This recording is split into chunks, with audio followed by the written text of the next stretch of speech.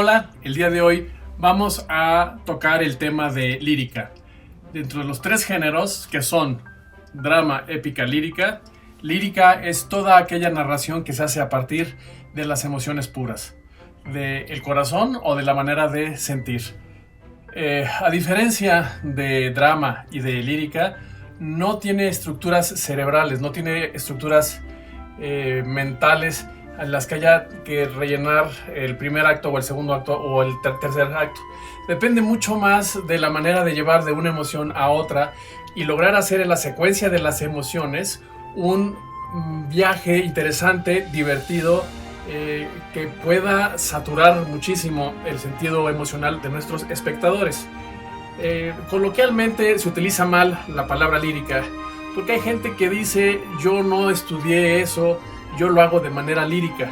En realidad lo que esa gente quiere decir es que lo hace de manera empírica, es decir, a partir de la experiencia, del hacer, y con el hacer y con la experiencia, conocer. Lírica tiene totalmente otro sentido. Lírica tiene que ver con la manera de expresar a través del arte nuestras emociones, ¿sí? Esta es la explicación formal. Comenzamos. La estructura lírica. La estructura lírica es la narrativa orientada a proyecciones emocionales. Es un género literario constituido por las obras que se caracterizan por expresar sentimientos y emociones profundas.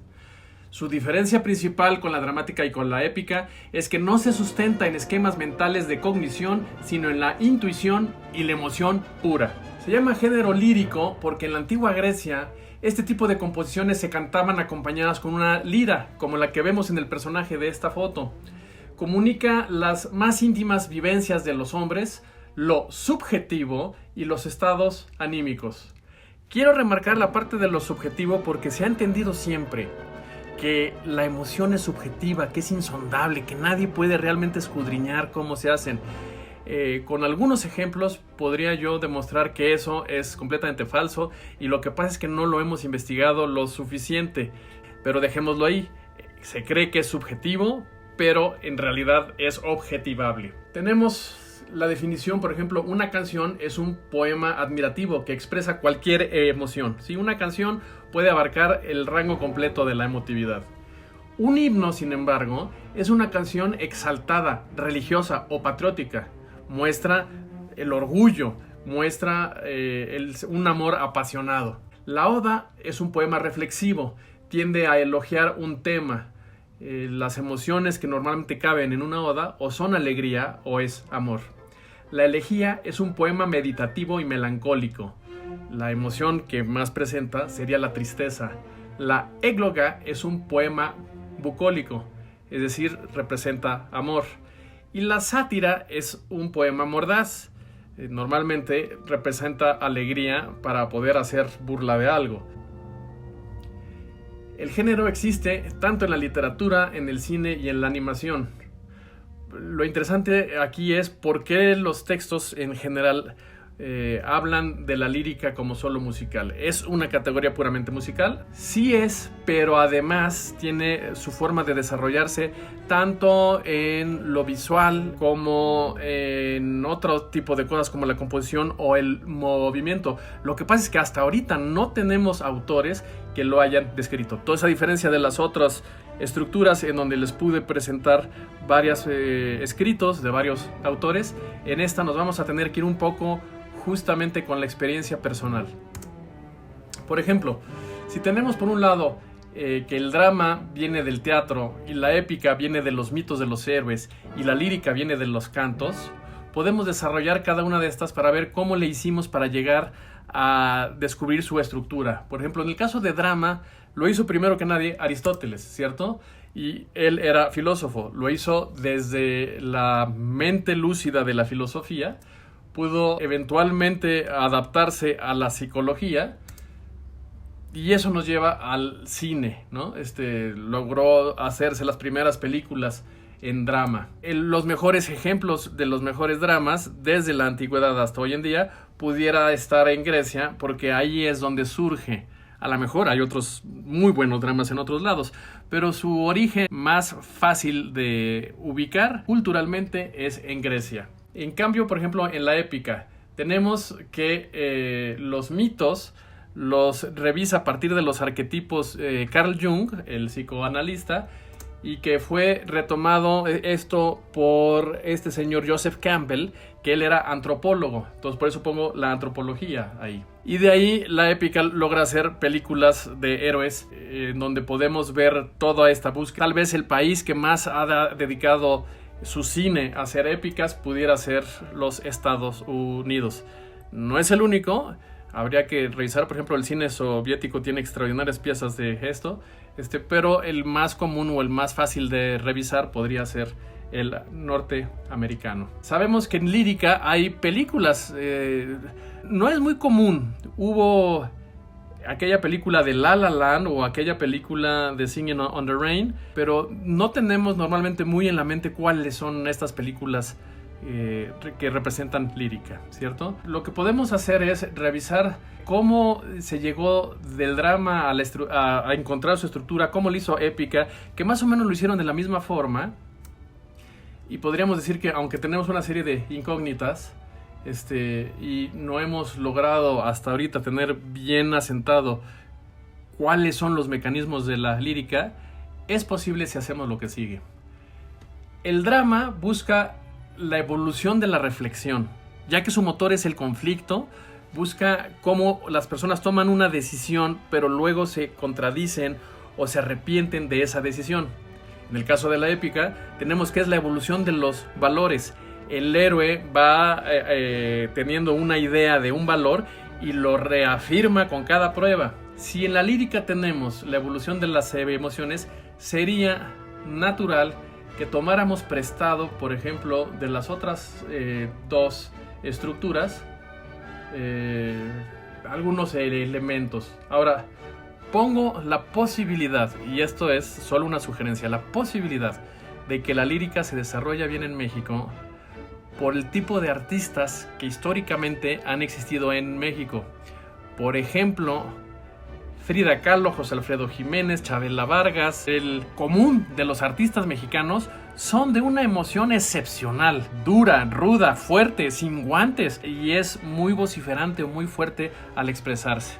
De hecho, eso es algo que en el extranjero se aprecia mucho de México, lo visceral y fuerte del arte mexicano. También los muralistas Siqueiros, Orozco y Rivera serían un muy buen ejemplo de esta forma de expresión artística contundente, fuerte. ¿Qué pasaría si, sabiendo que en las otras dos tuvimos como común denominador psicología, utilizamos la psicología para buscar las emociones?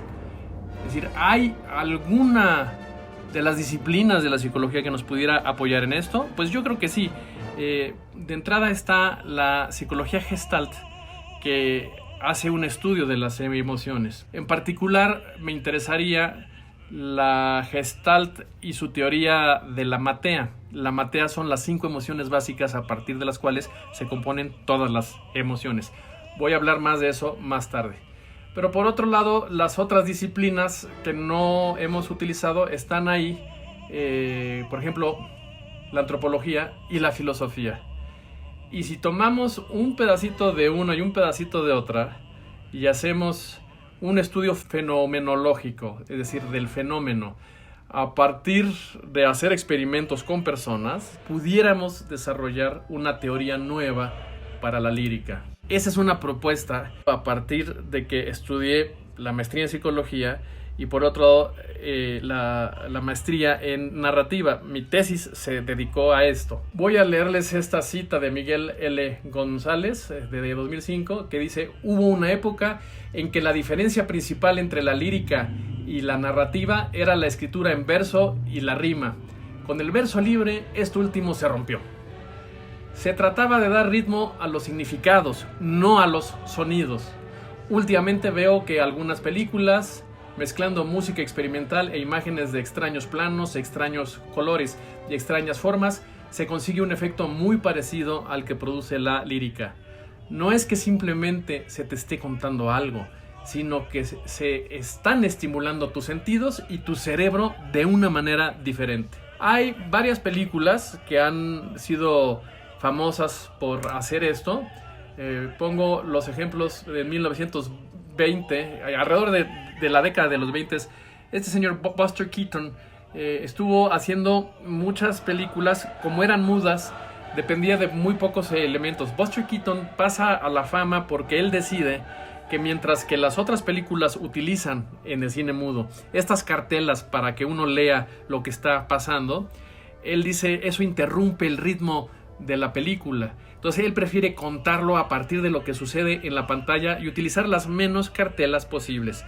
El común de las películas utiliza entre 30 y 50 y él trata de usar apenas 10. En 1952 está la famosa escena de Singing on the Rain, donde el señor chapotea en el agua cuando logra establecer la relación romántica con la chica de la película. Y en esta película podemos ver cómo se utiliza la luz, el encuadre, el movimiento de las cámaras o los colores para lograr generar una emoción de alegría dentro de lo que se supone sería un día triste de lluvia. En 1970 tenemos la película de Me llaman Trinity, en donde hay una escena plenamente lírica, muy alegre, de un duelo que se supone debería ser como de esos del viejo oeste, donde los dos tipos son muy serios y amenazantes y están enojados y son terribles. Y se convierte en una vacilada, se convierte en un verdadero chiste visual el ver cómo se hace este duelo. Para los que pudieron o tuvieron la suerte de ver Across the Universe en 2007, esa fue una película que se hace a partir de montajes de los Beatles. Y las personas que lo vieron les gustaba mucho, o sea, hubo algunos que no, pero la mayoría les gustaba mucho, pero cuando querían contar de qué se trató la película, no podían. Porque no había la estructura mental. Lo que sabían es lo que habían sentido, pero no podían decir lo que habían visto. Y ese es un fenómeno muy típico de lírica. Recordamos lo que sentimos, pero no recordamos la trama. Voy a poner un ejemplo de Buster Keaton. Posteriormente voy a poner la liga a este documental, porque es una persona que estudia cómo juega con la composición de la pantalla y el uso de la geometría para poder hacer sus chistes visuales. Este chiste del automóvil es un gag visual que él hace y siente que no le funciona y lo repite una segunda vez. Está él analizando la composición para saber dónde colocar los elementos en la pantalla para que funcione mejor, ¿no? Lo dejo ir ahí. Él se quiere esconder y se pone atrás del carro. Y como se ven, se va el carro y se quedó él puesto ahí. Pero funciona mejor si se hace en este ángulo, vean. Se agarra de la llanta y se ve el carro. No sabemos que la llanta es un anuncio hasta que él ve ese anuncio. En esta primera toma vemos el anuncio antes. En esta segunda vemos el anuncio después. Lo que él quiere es que en este instante que está aquí, el público sepa que el carro se fue sin él antes de que él mismo lo sepa. Aquí lo sabemos desde un principio todo, ¿no? Y vemos el anuncio de la llanta, ¿sí? Pero aquí él está confundido y hasta que no ve este anuncio y le da vuelta, lo puede entender. El cómo acomodar las cosas en la pantalla era algo que buscaba Buster Keaton para poder jugar con los elementos y hacer que una historia que pudiera ser triste o que pudiera por las épocas tener que ver con la depresión, tener que ver con la tristeza, la pobreza y la marginación, sea algo realmente divertido. Él sabía que la pantalla es en 2 dimensiones y entonces juega con eso, ¿no? De repente hay cosas que esconde atrás, ¿no? Por ejemplo, aquí le quieren disparar a una señorita y cuando da la vuelta resulta que es un caballo, ¿no? Juega mucho con estas 2 dimensiones que se utilizan en la pantalla. Continúo con otras escenas. La película de Singing on the Rain, nosotros tendríamos que los críticos la han aplaudido muchísimo. Si se fijan, es de las pocas que tiene el 100% puro y el público dice 95% de preferencia, ¿sí? Costó 2.5 millones de hacer, pero recuperó 12. Entonces fue un negociazo por donde la vean. Aquí en la pantalla pueden ver que ganó varios premios. Y si se acuerdan, no voy a poder poner la escena completa porque hay derechos de autor, pero seguramente pondré las ligas para que las puedan ver sin que nadie me reclame los derechos de autor de estas películas.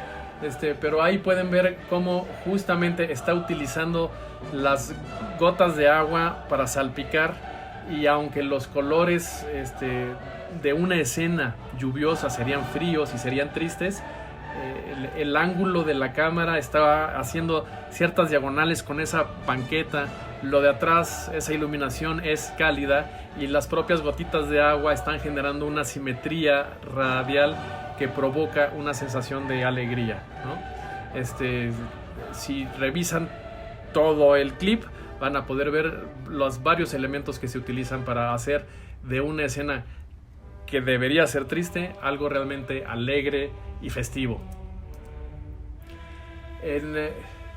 Supongo que esta sí la voy a poder poner porque no creo que la anden rastreando mucho por los derechos de autor. Es una película en donde la crítica ni siquiera se ha molestado en revisarla, la calcula como una basura. Es de 1970, en inglés se llamó They Call Me Trinity, en español se llama Me Llaman Trinity, y su nombre original es Chimavano Trinità. Este es un spaghetti western, es decir, hubo una época donde los italianos retoman la idea de hacer western, pero lo hacen allá en Italia, y muchas veces están parodiando al ya muy quemado cine western de los gringos, pero mientras que los críticos no se han molestado con ella, el público le ha gustado en un 83%, es decir, es una película muy aplaudida. Hay una escena que era la que les platicaba, en la que hay un duelo. Entonces, ya que están puestos uno enfrente del otro y ven quién saca primero su pistola, pasa esto. No pierdan detalle, que está muy interesante cómo resolvieron esta escena.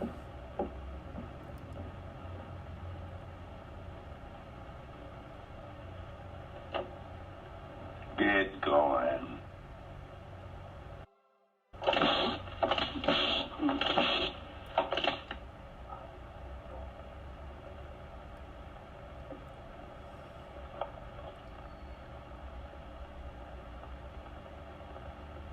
You like to see that again? It's hard to catch the first time.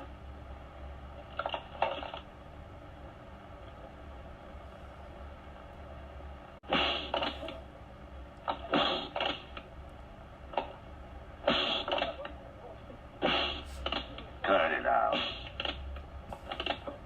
Did you get it? So you think it's going to end here, huh? Yeah, I think so. De esta manera, una escena que prometería ser como parte de el duelo clásico de un western pasa de la emoción seria a la emoción burlona, ¿sí? Pasa de alegría a seriedad muy rápido, y brincar de un lado a otro genera un choque emocional típico de la lírica que es divertidísimo.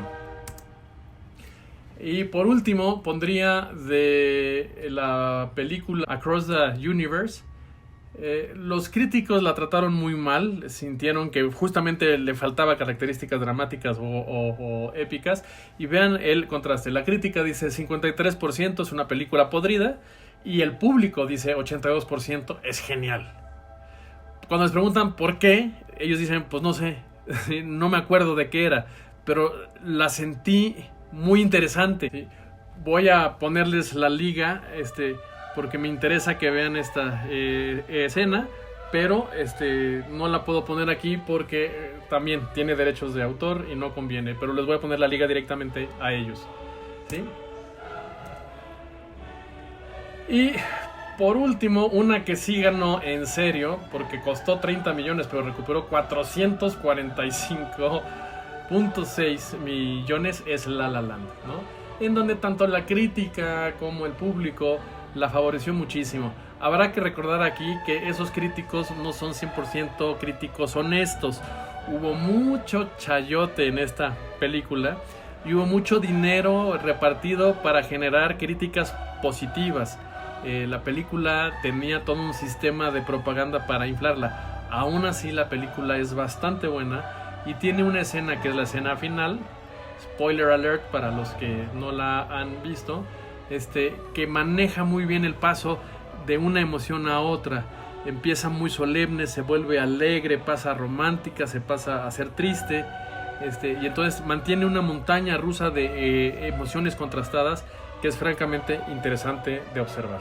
Después de haber entendido cómo funciona la lírica a partir de las emociones, conviene que sepan que en este caso no vamos a escribir una historia, sino espero que dentro de las que ya hicieron, que es la estructura dramática y épica, tengan ustedes una que sientan que les salió mejor. Ustedes saben cuál. Puede ser que les haya gustado el conflicto que lograron generar en drama o en la búsqueda del camino del héroe en su épica. Escojan cuál de las dos historias es la mejor y de esa estructura escojan en qué partes de la historia aparecen las emociones que he mencionado. Necesito que me encuentren una escena al menos de miedo, alegría, tristeza, enojo, amor. Búsquenme esas 5. Miedo, alegría, tristeza, enojo, amor, ¿sí? Y lo que vamos a hacer es que en cada sesión, cada día de clase, voy a abordar una emoción. Y vamos a ver cómo se encuadra, qué colores convienen, cómo se utiliza, si conviene el close-up, si vale la pena que sea nítido el fondo o se tiene que disolver. Vamos a ver varios elementos de diseño puntuales para poder expresar mejor esa emoción determinada. Y vamos a tratar de hacer la montaña rusa de las emociones a partir de juntar esas escenas emocionales y que me las reúnan todas para hacer un tráiler que sirva para vender o anunciar su película animada, ¿sí? Entonces, por lo pronto, por esta clase no hay entrega, pero sí quiero que vayan pensando cuáles son esas emociones dentro de los guiones que ya entregaron, ¿sí? La próxima sesión veremos miedo y necesito que de esa sesión para la próxima me hagan el storyboard, solo el storyboard de miedo, y luego vamos a ver alegría y me hacen el storyboard de esa, y luego vamos a ver tristeza y me hacen el storyboard de esa, y luego vamos a ver enojo y me hacen el storyboard de enojo, y por último amor y hacemos el storyboard de esa también. Como es el mismo personaje, algunos elementos van a ser reciclados, cosas como el fondo o cosas como el personaje. Es el mismo personaje y a lo mejor es el mismo fondo, pero no van a ser tratados de la misma forma. Va a cambiar a veces el trazo, va a cambiar qué tan cerca de la cámara está, y van a cambiar los colores en tanto en el personaje como en el contexto alrededor del personaje. La iluminación, el sombreado, todas estas cosas cambian. Entonces quiero que vayan pensando cuáles podrían ser esas emociones que pueden sacar de su propio guión.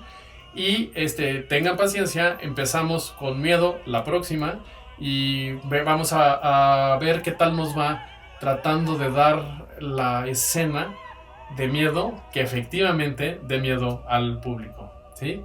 Eso es todo por esta sesión. Estaré calificando su segunda entrega de la escaleta para el guión épico y les pondré sus calificaciones hoy mismo, ¿sí? Eso es todo. Nos vemos la próxima.